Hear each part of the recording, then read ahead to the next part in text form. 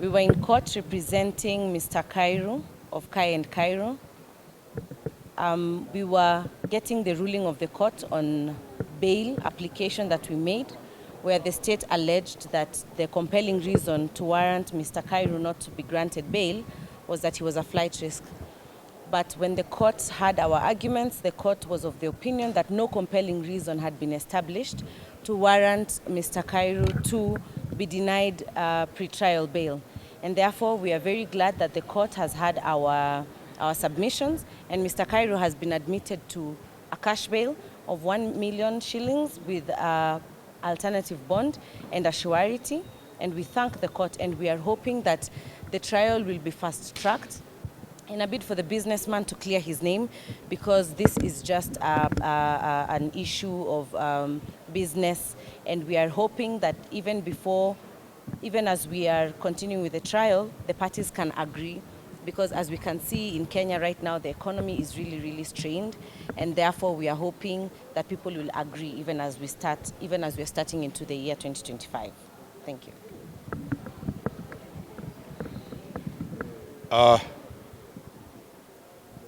The two complainants who have brought our client to court are being funded and advised wrongly by people who are competing with Kairo. As I said very clearly, this is a young man who does business by social media, and it has completely made big companies close. So we are appealing to those two complainants that the big companies, the old money that has lied to you to come to court. And that is why we are saying, let us talk and resolve this matter. Let us not use the criminal system to hound the young Gen Z guys, because to us, this is a punishment for being young. This is a punishment for being a Gen Z. This is a serious affront on the youths. This country must protect its youth, and this country must allow the youths to flourish. Businesses have changed from the old to the young people.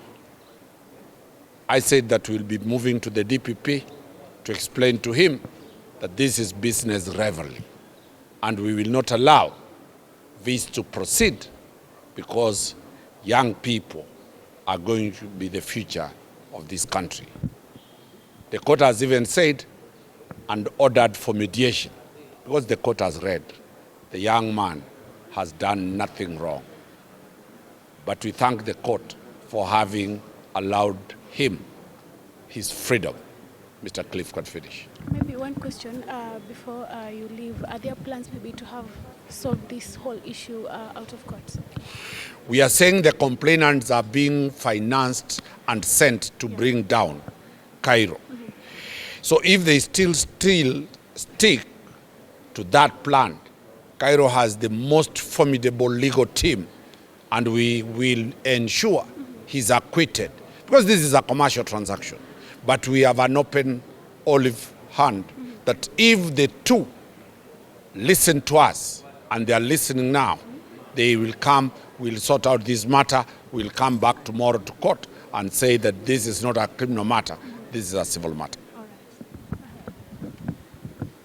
Every business has a challenge, and the challenges are various.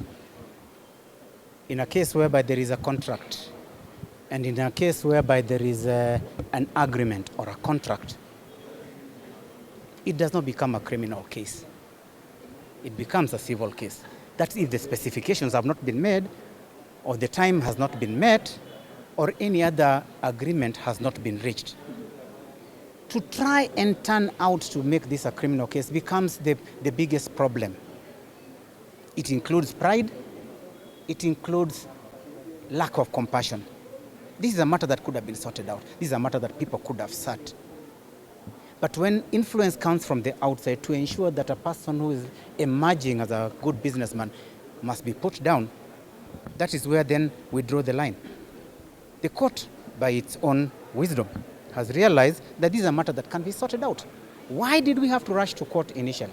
Why did we have to go to court? Why did we have to embarrass the young man? Why did you have to take him to court? I mean, through this process. And then now, all over social media and everywhere else, oh, that gentleman, he was too proud, he was too what. That is not the issue. The issue is that this is a commercial transaction. It should have been sorted as such. If the ADR that the court has also realized can be effective is not done or is not reached, we will come back here. But in the meantime, as we were saying, we have also asked the DPP, and we are doing it formally as well, to relook into this file, because by their own standards and by their own measurements and by their own intelligence, they will realize that this is a matter that the police rushed too much. Because you see, they arrest the person on Saturday, and by Monday is in court.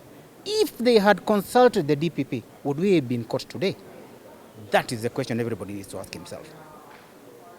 Pride should not make us, because you feel like now you have reached a point where you can bring down a young man and you do not want to listen, and you bring pride. We will bring pride as well, because this is a case we can challenge, and this is a case we are certain we can beat. Thank you so much. SPM Buzz.